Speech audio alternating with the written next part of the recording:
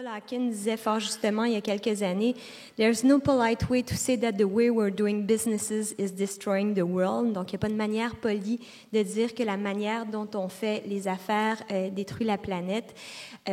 On regarde comment la chaîne économique s'opère. On est dans un système qui carbure à bien des égards à l'exploitation environnementale et sociale. Pourtant, il y a moyen de faire les choses autrement.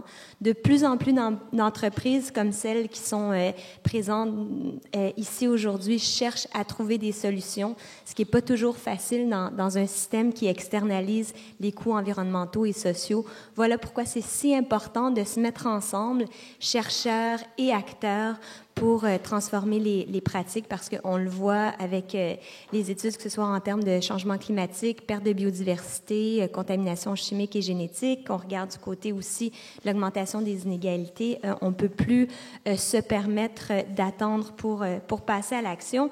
Mais pour bien passer à l'action, eh bien, il est essentiel de bien communiquer.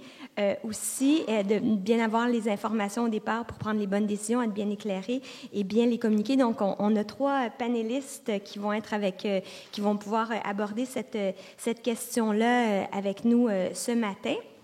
Des gens qui sont justement sur le terrain ou universitaire ou surtout dans le monde des entreprises. On va commencer par une présentation de Steve Teasdale, qui est cofondateur de l'entreprise internationale InnoScience. Cette compagnie est spécialisée dans la recherche et le développement. Le cœur de ses activités se trouve dans la fabrication et la production de produits de nettoyage professionnels de haute performance. La rencontre de Daniel Couillard, l'autre fondateur, et leur expertise en biotechnologie moléculaire a permis aux 2 hommes de créer une entreprise de biotechnologie en 1992. Après 3 années de travail, l'investissement des 2 professionnels en développement technologique porte ses fruits en transportant leurs produits outre-mer. InnoScience, et avant c'était écrit « aspire maintenant à devenir », mais Steve m'a fait faire la correction en disant « est maintenant le leader mondial de la biotechnologie appliquée au secteur de l'hygiène professionnelle ». Donc, je suis bien curieuse de l'entendre. Merci, Steve, d'être là. La mission d'InnoScience, là, je pense que je parle trop fort. La mission d'InnoScience, ça a été un peu mentionné. C'est une entreprise de biotechnologie, InnoScience. Et puis, notre mission, c'est de développer, fabriquer et commercialiser des produits nettoyants pour le secteur professionnel. Ça, il faut le retenir. C'est pour ça que j'ai marqué sur la diapositive d'entreprise en entreprise. Vendre à des consommateurs des produits nettoyants sur les tablettes chez Provigo, chez Métro, c'est une chose. Nous, on ne connaît pas ça, on ne le fait pas. On vend à des professionnels qui offrent des prestations de nettoyage, que ce soit pour nettoyer la salle ici, des hôtels, des hôpitaux, des écoles. La Société de transport de Montréal, tout ce qui est métro, bureau, c'est nettoyé avec les produits InnoScience. Donc, on vend à des professionnels. Donc, c'est une dimension qui est importante à garder à l'esprit tout au long de ma présentation. Donc, nous, on utilise la biotechnologie pour développer des produits nettoyants qui auront ou ont un impact réduit sur l'environnement. On ne dit pas que c'est bon pour l'environnement, c'est un impact réduit sur l'environnement. Un impact réduit sur la santé des travailleurs. Il faut comprendre, dans notre domaine, les travailleurs travaillent 40 heures par semaine avec les produits nettoyants. Donc, c'est une exposition prolongée. Hein. C'est pas comme si on lave notre salle de bain pendant une demi-heure un samedi matin à la maison. C'est vraiment un haut taux d'exposition. Et évidemment, des produits qui sont sécuritaires et performants, c'est obligatoire. Ils nettoient 40 heures par semaine. Il n'est pas question qu'ils prennent 60 heures par semaine pour faire leur travail parce que le produit est respectueux de l'environnement, mais il ne fonctionne pas bien. Donc, les performances, c'est essentiel. L'entreprise existe depuis 1992. Ça a été mentionné. Si on regarde au niveau des produits, là, je ne fais pas la liste du catalogue, là, mais on couvre l'ensemble des besoins requis pour faire du nettoyage dans la communauté. On parle de produits nettoyants, on parle de produits dégraissants, si on est plus au niveau d'une cuisine. On parle de protection pour les sols, on parle de toutes sortes de produits. Par contre, il y a des produits qu'on n'a pas et qu'on n'aura jamais. parce qu'on trouve qu'à la base, même si on pouvait en vendre, ce serait des mauvais choix. Je prends l'exemple des désinfectants. On ne vend pas de désinfectants. On fait pas, les désinfectants ne sont pas des produits nettoyants, ce sont des produits qui tuent, qui visent à tuer les bactéries. Nous, on trouve que c'est inutile de désinfecter dans la majorité des cas. Peut-être, oui, dans un bloc opératoire, mais pas dans une école où il y a des enfants. Donc, ça, on refuse de se lancer dans ce domaine-là. Inuscience comme entreprise, au niveau mondial, bon, évidemment, l'entreprise est située à Sainte-Julie, qui est le bureau chef. On a des filiales en Suède, en France, en Angleterre, en Allemagne et en Afrique du Sud. Un de nos marchés, notre plus gros marché, c'est l'Europe, mais on exporte aussi en Asie. En Asie, notre plus gros marché, c'est le Japon. Je fais grâce des pays où on a des activités, mais essentiellement, je vous dirais, le gros de notre marché, c'est le Canada et l'Europe. Bon, le contexte historique de ce que l'on fait en lien avec le développement durable. En 92, lorsque Daniel et moi, on a démarré l'entreprise, à l'époque, on était jeunes. On était 2 jeunes diplômés de l'Université du Québec à Montréal, département des sciences biologiques, et on voulait se partir en affaires, puis on a eu la bonne idée de développer des produits nettoyants, respectueux de l'environnement et sécuritaires pour les travailleurs. On s'est dit, on va utiliser la biotechnologie. Donc, dans nos produits, on utilise des cultures bactériennes. Okay? Pour nettoyer, ça prend des ingrédients actifs. Alors, nous autres, on a isolé dans l'environnement, dans les sols, des bactéries qui ont comme fonction dans l'environnement de purifier, de nettoyer. On les a isolés, on les a domestiqués, on les met en bouteille, on a des formulations. C'est une belle approche, mais ça n'intéressait pas personne. Alors, on se promenait au Québec avec notre plan d'affaires, nos prototypes, on parlait d'environnement, on ne parlait pas de développement durable, on ne connaissait pas le terme à l'époque, mais on parlait d'environnement, on parlait de santé et sécurité des travailleurs. Tout le monde trouvait ça bien cute, mais personne n'en achetait. Alors, en 92, et là je réfère à notre domaine, il n'y avait aucune préoccupation environnementale réelle. Jamais en 92, quelqu'un prenait une décision d'affaires, d'achat ou de changement basé sur le respect de l'environnement, santé et sécurité des travailleurs, pas trop non plus. Alors, on partait de loin en 92, je parle du contexte dans notre domaine au Québec. Rapidement, on s'est mis à exporter sur la Suède. Nos premiers clients, ça a été des clients suédois en 95. Eux, quand ils ont entendu notre discours, ils ont vu notre offre, ils ont dit bien, ça nous intéresse. Okay? Là, ça nous a redonné la fièvre avant de la perdre complètement. Au niveau du contexte historique, en 98, je dis en 98, autour de 98, là, il a commencé à avoir au Québec, au Canada, aux États-Unis aussi, une offre de produits verts, des produits nettoyants, respectueux de l'environnement. C'était quand même assez marginal et c'était surtout des produits très peu performants. Mais les compagnies commençaient à devoir pouvoir en offrir 1 ou 2 produits. Dans un catalogue de 200 produits, bien là, tu retrouvais 2-3 produits à faible performance, à haut coût, mais au moins, tu pouvais dire, bien, on a fait quelque chose. Et puis, ça commençait pas mal en 98. Autour des années 2000, bien évidemment, ce n'est pas la naissance du programme Écologo, mais là, il y a de plus en plus de fabricants de produits nettoyants qui ont décidé de faire certifier leurs produits sous le programme de certification Écologo. Et l'Écolabel européen aussi, à peu près à la même période, a publié des critères de certification pour des produits nettoyants professionnels. Il y a une dizaine d'années, à peu près tous nos concurrents ont commencé à offrir des gammes, non plus 1 ou 2 produits, mais des gammes plus complètes de produits verts. Alors, à partir d'une dizaine d'années, tous nos concurrents pouvaient offrir des produits verts. Ce n'est pas tout ce qu'ils faisaient, mais dans leur catalogue, il y avait une belle petite page verte avec quelques produits. Et depuis environ 3 ans, à peu près tout le monde, au Canada, aux États-Unis, tout le monde, tous les fabricants de produits nettoyants offrent et doivent offrir. Une partie importante de leur offre doit être basée sur des produits verts, respectueux de l'environnement et certifiés Écologo ou Green Seal aux États-Unis. C'est devenu une obligation. Si je regarde sur le marché européen, aujourd'hui, il n'y a que des produits certifiés Écolabel et que des produits respectueux de l'environnement. Je parle évidemment de produits qui sont vendus, j'appellerais ça des clients institutionnels. le petit restaurant du coin de la rue qui peut encore acheter du Ajax ou du Comet, ou je ne sais pas si ça existe encore, là, mais ça existe encore même en Europe, mais une université, un hôpital en Europe, une société de transport qui n'utilise pas des produits respectueux de l'environnement et certifiés écolabel, ça n'existe pas. Alors là, on a un défi, on se ramasse on est parti d'une époque où on avait quelque chose d'unique à offrir, à une époque aujourd'hui où tout le monde offre des produits respectueux de l'environnement et certifiés. Donc, le contexte actuel, comme je disais, maintenant tout est vert. Là, on s'est promené longtemps, on disait, c'est des produits respectueux de l'environnement, des produits verts, vous devriez essayer ça, c'est fantastique, mais là, tout le monde en a. Au niveau des programmes de certification, les critères de certification sont principalement basés sur le jus, la composition du produit, ce qui n'est pas nécessairement mauvais, mais il y a plus d'enjeux que juste ce que l'on retrouve dans la bouteille. Et la plupart de ces critères-là sont complètement incompréhensibles pour la majorité de nos clients. Moi, parler à un acheteur à quelque part, dans une commission scolaire de toxicité aquatique, je n'y en parle pas, il ne connaît pas ça, puis c'est normal.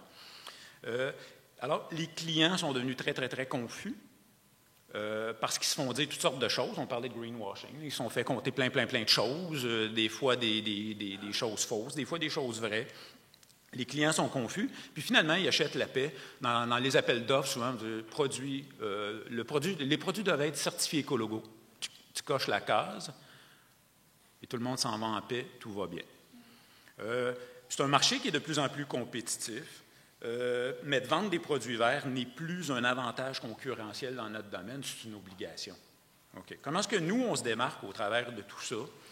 Bien, d'une part, on travaille beaucoup en collaboration avec les organismes réglementaires, avec les organismes de certification, que ce soit Écologo au Canada, Écolabel en Europe ou le Nordique Écolabel. Moi, personnellement, je suis impliqué sur les panels de révision de critères à chaque année. Ils invitent des gens de toutes sortes de domaines. Et moi, je suis très actif. Et mon objectif, ce n'est pas de baisser la barre pour réduire nos coûts. Au contraire, c'est de rehausser la barre. Rehausser la barre, augmenter le défi de certification, augmenter les contraintes, d'une part pour forcer l'industrie à faire de mieux en mieux, mais aussi par opportunisme, pour nous garder une certaine distance d'avance sur nos concurrents qui, à un moment donné, un nouveau critère est publié, puis là, ils sont embêtés pendant 2-3 ans. Nous, on l'aura vu venir au moins. Et si on regarde juste au niveau de la barre, obtenir l'écologo sur un produit nettoyant, il y a 8 ans ou il y a 10 ans, dans le fond, il y avait très, très peu de critères. On demandait à ce que les composantes du produit soient biodégradables. Maintenant, si on regarde le programme Écolabel, il y a à peu près 35-40 critères différents qui vont de la toxicité aquatique au matériel d'emballage. Il y a plein de critères. Fait qu'il y a eu une grande évolution. Nous, on agit beaucoup à ce niveau-là. Et ça maintient une pression sur la compétition, donc une forme d'opportunisme. Ça, le 5 minutes, ça veut dire que ça fait 5 minutes que je parle ou il reste 5 minutes? OK, je vais aller plus vite. Plus que d'offrir des produits, on offre à nos clients des solutions. Okay?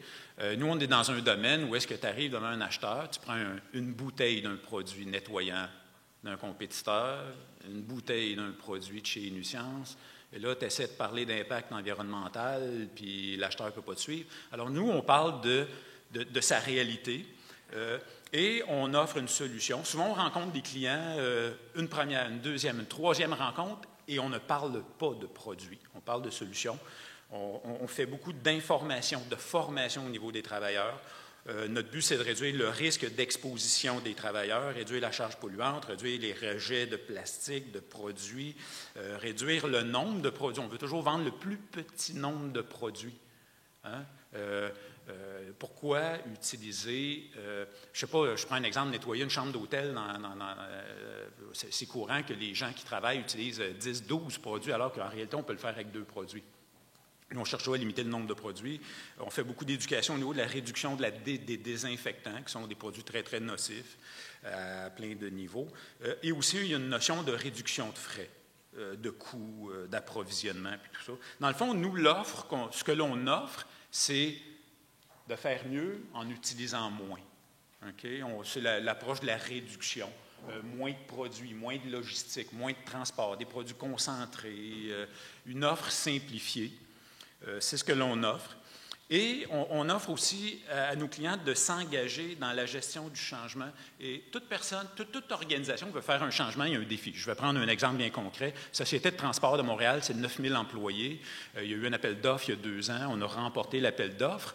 Et là, il fallait changer tous les produits qui sont utilisés dans le métro, là, dans les bureaux, dans les ateliers, puis laver les autobus. Il y en a en Moses, des produits chimiques qui sont utilisés jour et nuit. Et là, bon, tu n'as pas 9000 employés à éduquer ou à impliquer, mais il y a des centaines et des centaines d'employés à mobiliser, à faire un changement. Ils ont un comité de gestion du changement à la STM, mais ce changement-là, ils vont le faire. Ils l'ont fait pour la première fois dans leur vie. Mais nous, on l'a fait des dizaines de fois avec plein de clients. Alors, on leur dit, on va vous accompagner dans la gestion du changement. Et ça, c'est vraiment un gros facteur de compétitivité pour nous, parce que nos compétiteurs ne le font pas et ne peuvent pas le faire généralement. Et aussi, on démontre les gains auprès du client. Nous, on dit, comme je vous l'ai dit, on s'éloigne de l'offre produit. Hein. On arrive avec un produit nettoyant, il y en avait déjà un. Là. Hein, ils nettoyaient avant, puis ils vont nettoyer après, on dirait qu'il n'y a pas de gain. Nous, on explique aux clients, tu vas faire des gains au niveau environnemental, au niveau sociétal, puis au niveau économique. On va faire un bilan. On va prendre une photo de avant la transition et on va faire une photo d'après la transition et on va tout quantifier les gains que vous aurez faits. Okay? Alors ça, c'est quelque chose qu'on offre. C'est une expertise qu'on a développée chez Inuscience que nos compétiteurs n'offrent pas. Okay? Puis le client qui n'est pas en mesure de réaliser qu'il va vraiment faire des gains à plusieurs niveaux, il est moins motivé à faire des changements, beaucoup moins motivé. Okay?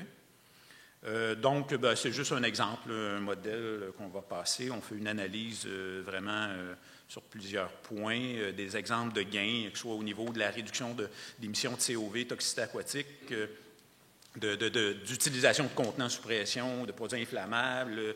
On mesure tout ce qui est formation, sensibilisation des employés, et je crois que je dois tirer une conclusion. Donc, pour nous, de manière, on est dans un environnement d'affaires extrêmement compétitif, hein, des fabricants et fournisseurs de produits nettoyants dans le secteur professionnel, juste au Québec, c'est plusieurs centaines. C'est juste au Québec, c'est plusieurs centaines d'entreprises. Ils vendent tous des produits à différents niveaux, des saloperies mortelles jusqu'à des produits respectueux de l'environnement. Mais c'est notre environnement d'affaires. Il y en a qui font ça dans leur garage, là, mom and pop entreprise, puis qui vendent ça, qui font du porte-à-porte. Alors, il y a énormément de compétition. Et si on s'en tient au prix, on est foutu. Si on s'en tient au discours écologique, on est foutu. Il faut vraiment se démarquer. Puis nous, vraiment, on s'éloigne de l'offre produit. Je vous le dis, il peut y avoir jusqu'à 12, 13, 14, 15 heures de rencontre avec les clients. On ne parle pas de produit, on ne parle pas de prix. Okay? On s'éloigne de ça. Tôt ou tard, bien évidemment, il faut parler de produit parce que le but, c'est qu'il soit utilisé. On s'éloigne de ça dans notre approche commerciale. On travaille très fort à rehausser la barre ou les exigences, les standards, de manière à maintenir une pression sur la concurrence. Il vaut mieux être proactif. Et on partage notre expertise. Nous, le changement, le fameux virage vert, là, si on le fait 100 fois, pourquoi ne pas accompagner nos clients à le faire une fois? On a une expertise là-dedans, on le partage avec nos clients. Puis évidemment, démontrer aux clients qu'il y a des gains, vraiment. Souvent, pour nos clients, nettoyer, c'est un mal nécessaire. Hein? Un hôtel ou une école, la mission d'une école, c'est pas de nettoyer, c'est d'enseigner, d'éduquer, mais ils sont obligés de nettoyer. Okay? Fait que c'est comme s'il n'y avait pas de valeur. Alors, on dit au contraire, vous avez des gains à faire. Il y a beaucoup de valeur, de gains à faire, beaucoup de valeur autour de l'entretien. Et vous avez avantage à agir. Donc, de notre côté, on anticipe, on bouge, on change, puis on mène. Okay? Alors, il ne faut pas arrêter de se débattre, c'est ce qu'on fait. Alors, comme disait Winston Churchill, il vaut mieux prendre le changement par la main que de le laisser nous prendre par la gorge. Alors, c'est cela. Il y a des coûts à ça, mais au sein de l'équipe chez Inuscience, effectivement, je vous donne un exemple. On est quand même une PME, là, on a une centaine d'employés, mais on a un employé qui a un PhD, qui est responsable à certification, réglementation et conformité, puis qui a une belle expertise au niveau de la réglementation, de la certification internationale. C'est quelque chose qu'on ne retrouve pas dans notre secteur normalement. Quelqu'un qui va fabriquer des produits nettoyants n'aura pas ça en général. Alors oui, il y a des coûts supplémentaires, mais ça fait partie de notre structure d'affaires. Mais oui, ça a un impact énorme sur les coûts, effectivement. Oui, absolument. Oui. Mais à ce moment-là, vous l'absorbez de quelle manière? C'est un peu ma question. C'est-à-dire que ça se reflète certainement dans la structure de prix, mais est-ce que ça se reflète autrement? Nos produits sont extrêmement chers. Le coût facial est très élevé de nos produits. Par contre, c'est des produits que l'on fait très concentrés. Okay? Donc, le coût facial est très élevé. Là, comment est-ce qu'il y avait ça en anglais? Un sticker shock. Là. Le coût facial du produit concentré est très élevé. Le coût à l'utilisation est très faible pour les utilisateurs. Typiquement, les clients vont économiser environ 25 à l'utilisation. Mais nous, en ayant un coût facial élevé sur des produits concentrés, ça nous donne de très, très bonnes marges. Okay? Donc, on capitalise là-dessus beaucoup pour supporter tous les coûts, parce qu'on a des coûts qui sont élevés, autant au niveau de la recherche et développement, réglementation, certification. Donc, c'est la marge élevée sur un produit à coût facial élevé, c'est là qu'est notre levier pour supporter tous les coûts qui sont liés. Dans notre secteur, évidemment, nous, contrairement aux statistiques que vous avez montrées chez les consommateurs dans notre domaine, tous les acheteurs, tous les clients connaissent les logos, évidemment, et le Green Seal là, à 100 et on assiste de façon très, très, très évidente à une chute de confiance de la part de nos clients face à ces certifications-là, qui sont des certifications indépendantes. Mais à partir du moment où tous les fournisseurs ont la certification, bien, il y a comme une banalisation. Alors, pour pallier à ça, nos clients, de plus en plus, nous demandent de fournir des analyses ou études indépendantes et pratiquement tout le temps, nous demandent de pouvoir visiter certains de nos clients existants pour valider qu'il y a des gains, pour valider. Mais c'est assez remarquable la chute de confiance qu'il y a eu auprès des organismes de certification. Probablement pas parce qu'il y a eu tricherie ou tromperie, mais ce phénomène de banalisation, lorsque c'est partout, à un moment donné, on ne le voit plus. J'aimerais une question aussi à M. Teasdale, parce que je pense qu'il y a beaucoup de choses qui se passent aussi dans le business-to-business, excusez-moi de parler latin, donc quand notre acheteur, c'est dans une entreprise. Et bon, je pense que dans votre cas, il y a un gros travail qui a été fait, d'abord pour identifier ce marché-là au départ, mais ensuite dans la relation que vous avez établie. Et je pense qu'il y a plusieurs entreprises qui pourraient aller dans ce sens-là aussi, mais ça ne semble pas nécessairement évident. Hein. Il peut y avoir dans l'organisation plusieurs niveaux, donc un grand acheteur qui peut-être va se trouver, je ne sais pas moi, à Toronto, si on reprend un exemple au pays. Il va y avoir l'utilisateur qui joue. Dans certains cas, je ne sais pas, dans des produits d'emballage ou des choses comme ça, ça peut être, le client va être important, le consommateur final va jouer un rôle, il ne comprend pas comment fonctionne la nouvelle boîte ou le nouveau machin. Donc, ça revient aussi à ce rôle d'éducation parce que ça a été important aussi là, dans votre approche. Et je pense aussi dans ce que vous proposez, c'est présent. Donc, si vous pouviez tous intervenir là, sur cette question-là, comment déjouer les contraintes, parce qu'il semble quand même y avoir des exemples où on peut déjouer les contraintes. Nous, au niveau de notre secteur d'activité, on a un privilège. On peut passer du temps avec les clients face à face, contrairement à un client qui se ramasse chez Provigo ou chez Métro devant une tablette seul avec les produits. Donc, on passe beaucoup de temps avec les clients. Et dans le processus, dans notre démarche de vente, informer, c'est l'élément clé. Okay? Puis on a du temps. Les points où on agit au départ, c'est vraiment au niveau de la direction, au niveau du service de l'environnement. La plupart de nos clients ont un service de l'environnement et au niveau du syndicat. Et l'acheteur, il est toujours le dernier sur notre liste parce que lui, il nous oblige à parler produits et prix. Alors, puis il est toujours le plus difficile à informer et à éduquer. Donc, on passe beaucoup de temps avec la direction pour leur démontrer quels vont être les bénéfices, les informer, service de l'environnement et les syndicats pour démontrer quels seront les bénéfices et les gains pour les travailleurs. Une fois que le processus de vente est terminé, puis ça peut être assez long, évidemment, on s'engage dans une démarche, puis on le fait avec nos clients, je ne l'ai pas mentionné, où on fait de la sensibilisation et des formations. On donne des conférences. Une conférence par année sur une thématique. On ne parle pas de dénuisance, on ne parle pas des produits, mais une conférence qu'on donne qui est type, et on en a plusieurs, c'est l'impact. On réunit les travailleurs, les utilisateurs de nos produits au sein d'une commission scolaire ou d'une organisation. On les réunit et on leur parle de l'impact de leur travail sur leur santé, sur la santé, par exemple, des étudiants dans les écoles et les universités, et aussi sur l'environnement. Okay? Donc, nous, on a le privilège de pouvoir passer du temps avec nos clients. Le gouvernement devrait certainement donner l'exemple.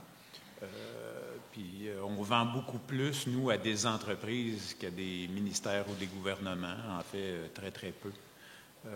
Parce que malheureusement, puis je vais d'une grande généralité, les rencontres qu'on a eues étaient axées uniquement sur le prix et les discussions en tout ce qui avait attrait des gains en matière de développement durable avaient peu ou pas de poids.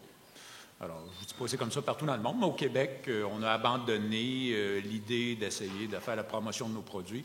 Et le gouvernement du Québec est un gros consommateur de produits nettoyants, dans les CEPAC, les bureaux, partout. On a peu de succès avec le gouvernement du Québec. Alors, à l'inverse, je trouve que le gouvernement devrait au moins donner l'exemple.